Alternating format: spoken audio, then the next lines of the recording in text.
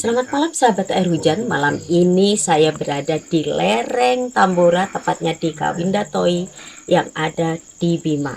Nah, malam ini malam yang luar biasa karena bertemu orang-orang yang luar biasa, anak-anak Dan muda tanggal yang 17 Agustus. dan tanggal 17 Agustus. Iya. Ya, berarti ini kita harus punya Jiwa. pandangan jiwa. Indonesia Raya Sejahtera Jaya Jaya Wijayanti. Yes. Ini keren, kayaknya saya udah kalah nih, kalah satu set nih. Ya, ora Silahkan Budi. nih, perkenalkan dulu nih. Selamat malam sahabat hujan ya. Sahabat air hujan. Sahabat air hujan, saya Nugi. Saya anak band. Nah, di sebelah kiri saya Saya Dimas, saya dari Yayasan Giat Plastik Indonesia. kayaknya aku bungkam nggak bisa ngomong. Nah, iya. Nih terkait nih dengan air hujan nih saat ini, apa sih yang Mas Nugi tahu nih tentang air hujan nih? Ceritanya ya, Ceritanya oke. aja. Bahwa air hujan itu air yang terkontaminasi oleh zat-zat yang tidak bisa dipakai kembali dan akhirnya banyak menghasilkan dampak yang buruk bagi kehidupan manusia. Dulu saya tahunya begitu. Saya begitu tahu lebih banyak lagi, malah justru air hujan ini air solusi yang memberikan kehidupan dan manfaat buat bumi dan manusianya. Nih, ini kata anak band nih. Sekarang ini anak yang keren banget bicara tentang lingkungan. Apa nih tentang air hujan Mas Dimas? Iya, kalau secara pemahaman air hujan itu kan sebenarnya itu dari uap ya udara yang Wah, dia itu akhirnya geografi. menjadi sebuah Sesuai basicnya. yang ibaratnya bahasa sederhananya turun dari langit lah Iya. gitu. Yang dimana sebenarnya itu air bersih ya kalau saya menyebutnya, karena sebenarnya dari proses destilasi air itu menjadi sebuah cairan lagi itu kan udah ada proses dekomposisi gitu, sehingga dia akhirnya menjadi sesuatu yang lebih murni gitu. Air hujan itu sebenarnya kalau tanpa ada kontaminasi dari banyak nanopartikel gitu, sebenarnya air hujan itu menjadi sesuatu yang lebih murni dibandingkan dengan air, karena kandungan hidrogen sama oksigennya dia itu cukup bagus. Kalau ada lagi, kalau saya lagi Mas Dimas, Ya. pendekatan Nuswantara, bahwa air hujan itu air yang mempunyai nilai spiritual dan keleluhuran yang luar biasa. Ini baru keren anak band bicara tentang nilai spiritual. Nah, ngomong-ngomong nih, ketika udah sampai bicara ngomong spiritual, udah pengalaman belum minum air hujan? Ada nggak Udah pengalaman? pernah, tapi cuma satu botol kecil, Terus? 500 mili. Habis itu kehabisan. Nggak. Gimana caranya menampung air hujan untuk bisa? Artinya lewat tenggorokan ini nggak asing Oh iya, kan? nggak asing. Oke. Dan jujur kalau dibandingkan sama air kemasan, ada satu hal yang membedakan. Mungkin antara nyangkut dan nggak nyangkutnya ya kalau bahasa awamnya Ya, ya. oke. Zeleng itu beda. Lebih soft, lebih halus. Lebih soft, lebih halus, dan mempunyai memang ada aroma yang terasa di rongga mulut ya kalau kita minum air hujan. Tapi bukan berarti itu air yang nggak bagus ya, tapi justru itulah yang membuat saya merasakan, oh ini ada hujan dari sini yang masing-masing mempunyai maksud dan tujuan yang bagus untuk badan dan jiwa kita. Nah, beda nih, ini ada dari sudut spiritual nih. Nah, ini kalau Mas Dimas ini pernah nggak punya pengalaman minum air hujan dan gimana nih? Ini jangan-jangan, ini setelah tak isi baru tak minum, bisa loh. Oke. Beda nih, kanan kiri ini Iya, beda nih. soalnya empu kan. Itu beda. Gimana Mas Dimas? Ya, pengalamannya cukup menarik sih sebenarnya minum air hujan ini. Jadi ada suatu perubahan dalam diri saya ketika saya minum air hujan. Itu ada perbedaan mungkin secara ini ya, pencernaan ya. Pencernaan itu bagus sekali. Saya minum air hujan itu bisa BAB gitu Mas Nugi. Jadi saya Itu berapa BAB. lama Mas Dimas minum air hujan? Wah, cukup lama ya. Wah. Dulu tuh waktu itu saya dapat kiriman dari saudara saya Cak Ji itu sampai 1 galon itu. Wah, Jadi saya enaknya. konsumsi terus pencernaannya bagus. Jangan Memang, ngiri. Oh iya. Satu botol 1 galon. Memang bagus sekali gitu. Memang ada perbedaan rasa gitu di air hujan itu dengan air biasa gitu.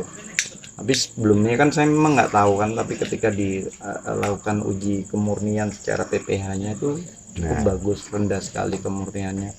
Jadi kalau dari secara kajian sains itu kan kalau pPH-nya semakin rendah jadi partikel atau molekul yang ada dalam kandungan air itu nggak banyak terkontaminasi gitu biasanya.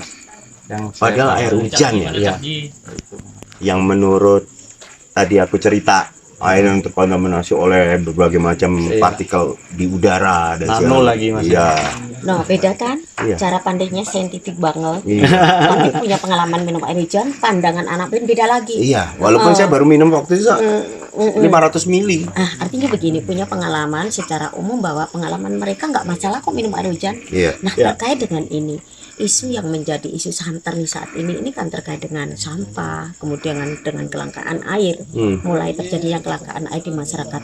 Nah, ini menurut Mas Nugi apa sih kalau dengan apa bisa nih air hujan ini diterapkan di masyarakat menjadi solusi buat mereka dengan pengalaman Mas Nugi nih? Ya sangat bisa ya, apalagi negara kita kan negara yang cuma beriklim panas dan hujan. Dan buat saya itu salah satu keistimewaan dan sekaligus juga benefit buat kita kalau kita mau aktualisasi diri sebagai orang yang tinggal di daerah tropis dan mempunyai curah hujan yang cukup tinggi. Dan menurut saya kalau memang kita mau bergaya hidup yang lebih selaras dengan alam, ya alamnya kita tuh curah hujan yang tinggi dan mempunyai salah satu tutupan hutan yang bagus juga di sini, dan sekaligus perairan laut yang begitu luas.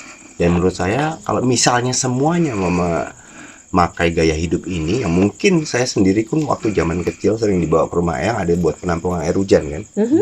Penampungan air hujan itu pakai tempayan doang. Oh, itu bagus malah. Nah, zaman dulu ya, zaman dulu. Zaman sekarang rumahnya yang udah nggak ada tempat kayak gitu. Mbahku dulu di Magelang dan di Jogja itu ada tempat buat penampung air. Itu buat apa, Mbah? Nampung air hujan, tapi nggak boleh lewat atap, tapi taruh di luar. Dulu seingat saya kalau misalnya saya habis pulang dari kegiatan, ya biasanya harus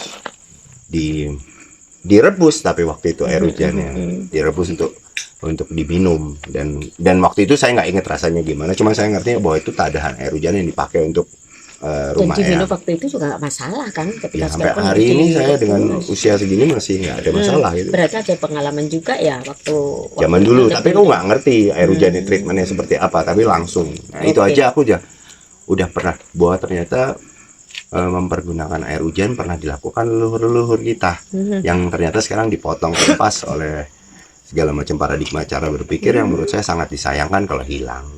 Gitu. Jadi kalau bisa ya coba lagi aja dengan segala macam, mungkin ada hitungan-hitungan yang Mas Dimas tadi bilang, ada di uji PPH-nya segala macam. Buat saya sih manusiawi ya, kalau manusia sekarang kan udah jauh banget tuh memang harus gapnya, gitu dah, nggak pernah iya. ditunjukin lagi secara kasat mata ada kegiatan menampung air hujan dan dipakai. Ya silahkan lakukan uji-uji itu, dan ditemukanlah jawaban-jawaban nantinya kalau kalian mau mengkonsumsi dan memakai air hujan seperti layaknya zaman leluhur kita dulu. Oke, nah ini nih dari Mas Nugi nih. Sekarang Mas Dimas gimana nih terkait dengan ini nih? Tadi kalau Mas Nugi ini kan bicaranya lebih ke ini loh, kenyataan yang pernah ada kemudian bergeser, Iya. kemudian ini harus dibangun kembali mengingat Iya. kondisi kita saat ini Betul. seperti ini. Kalau Mas Dimas gimana nih? Karena ini terkait dengan sampah ya. Iya. Tentu ini bicara kualitas air dan sebagainya gitu. Betul. Monggo silakan. Iya, memang kalau kita memahami bahwa leluhur kita itu kan menyatakan bahwa air itu adalah sumber kehidupan. Iya. Gitu, Bu Neng. Jadi bagi saya ini sesuatu yang baik juga gitu. Tapi memang tadi seperti kata Mas Nugi bahwa ada satu ujian, karena mungkin dulu itu kita jarang melihat pesawat terbang ya, jarang melihat polusi udara gitu. Tapi sekarang kan polusi udara itu ada di mana-mana. Kita nggak tahu partikel apa aja yang ada di udara yang akhirnya bercampur dengan air hujan itu. Jadi itu memang harus menjadi satu pembuktian ke masyarakat gitu. Pada dasarnya masyarakat kita adalah masyarakat yang butuh pembuktian gitu. Sama halnya dengan permasalahan sampah gitu. Ketika sampah itu cuman kita kumpul pilah tapi nggak tahu dikemanakan, ya masyarakat itu akan apatis nantinya. Mereka kan ngapain sama nggak kumpulin, nggak pilah-pilah gitu. Ya kan, kalau nggak diapa-apain akhirnya ujung-ujungnya ke TPA gitu. Sama dengan air hujan itu mungkin ya. Siap. Jadi yang kita buktikan sekarang bagaimana kita bisa membuktikan seperti Mas Nugi tadi sampaikan kepada masyarakat bahwa air hujan itu bisa kita tampung dan kita manfaatkan Iya. gitu sebagai konsumsi Iya. untuk diri kita, gitu. Artinya apa ketika pergeseran dulu kondisi wilayah lingkungan kita masih baik ya. Ketika kondisi seperti ini, apa sih cara yang tepat untuk kita nampung air hujan? Nah teman-teman, di Yogyakarta ada sekolah air hujan Banyu Bening. Anda bisa belajar di sana untuk gimana sih cara nampung air hujan yang tepat, kemudian cara mengolah yang untuk kemudian siap layak konsumsi gitu. Ada Silakan. sekolahnya Ada di Jogja. sekolahnya, iya. Alamatnya di mana, Nah, Bude? alamatnya ada di Jalan Rejondani, Tempur Sari, Sardono Harjo, Ngaglik Sleman. Dan itu mungkin satu-satunya sekolah air hujan di dunia. Nah, ini terkait dengan Itu pakai kurikulum gitu. Nah, kita kurikulumnya sederhana saja. Bagaimana kita merubah mindset masyarakat, terutama cara pandang mereka tentang air hujan ini. Kemudian kalau soal teknis kan mudah. Yang paling penting kita meyakinkan itu. Karena tadi Mas Dugi bilang kan, dulu nenek moyang kita melakukan ini. Iya. Tapi karena pergeseran, sehingga ada satu masa yang itu hilang. Iya. Nah, disinilah sekolah air hujan membuka kembali apa yang sudah dilakukan masyarakat kita dengan konsep 5M. M pertama, bagaimana kita menampung air hujan yang tepat. Kemudian yang kedua, bagaimana mengolah yang tepat. Mengolah, Yang ketiga, bagaimana meminum kita. meminum. Dampak dari minum ini bisa kita rasakan. Kemudian yang keempat, kita harus ingat bahwa apa yang kita ambil selama ini kita nggak pernah mengembalikan. Maka sisa yang kita tampung ini harus kita tabung kembali. Oke. Karena itu untuk generasi kita ke depan. Yang kelima, harapannya adalah masyarakat kita mandiri air, memanfaatkan air yang gratis, berlimpah. Dan langsung dari Yang Maha Kuasa. Iya, harusnya. begitu. Nah, terkait dengan ini butuh nih kami penguatan nih dari Mas Nugi terkait sekolah air hujan nih. Ayo sama-sama kita belajar di sekolah air hujan di Sleman, Yogyakarta, dan moga-moga di situ kita bisa membuka mata, karena di situ pasti ada pembuktian-pembuktian Oh iya, yang secara Bisa saintifik zaman sekarang Iya. dan sekaligus itu penting Iya, karena itu untuk masyarakat membahasakan. informasi kan Iya, sekarang, karena kan. beda eranya. dan menurut saya sih saya akan segera ke sana untuk belajar, karena kita tahu sendiri bahwa air hujan di wilayah Indonesia ini kan banyak. Ada kadang-kadang curahnya deras, curahnya sedikit, atau kadang-kadang malah benar-benar deras-deras sampai banjir di mana-mana. Dan menurut saya kalau itu menjadi salah satu keistimewaan kita, harusnya kita mempergunakan juga untuk kehidupan kita. Gitu. Ini yang terakhir nih Mas Dimas, karena ini kaitannya dengan sampah itu sekarang kan sampah dulu. Ya. Nah, ini terkaitannya juga kekhawatiran tentang kualitas air kita.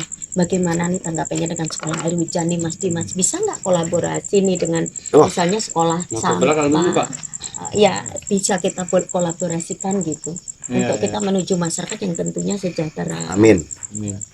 Ya, kalau dari saya sih sendiri adanya sekolah air hujan ini sesuatu yang luar biasa ya, karena di sini kita bisa belajar sekaligus kita mempraktekkan kan gitu. Jadi kunci dari keberhasilan atau ini kan memang belajar ya, belajar terus-menerus, nggak boleh sampai puas gitu, bahwa kan ada pengembangan inovasi-inovasi yang lebih lagi, mungkin nanti dengan teknik sederhana mungkin kita bisa bikin teknik yang lebih scaling up-nya gitu, lebih bagus lagi untuk penerapannya, itu lebih bagus lagi itu. Nah, itulah bisa dipelajari di sekolah air hujan Banyu Bening, agar kita bisa membuka mindset kita seperti apa sih sebetulnya air hujan ini dari sisi keilmuannya, kemudian dari kearifan lokal masyarakat kita. Betul. Dan itu kita bisa bahasakan ke dalam bahasa anak-anak milenial saat ini. Ini perannya Mas Nugi, perannya Mas Dimas nih, untuk bisa informasi ini sampai ke seluruh lapisan masyarakat kita. Ngombe banyu udan ben ora edan, edan. itu apik banget. Iya. Keren. Dan satu lagi, Mas Dimas sendiri sudah mempunyai satu tagline yang menurut saya keren. Solusi selaras dengan Alam. alam. Jadi biar nggak edan, selaras terus, minumlah air hujan. Terima kasih. Salam air hujan.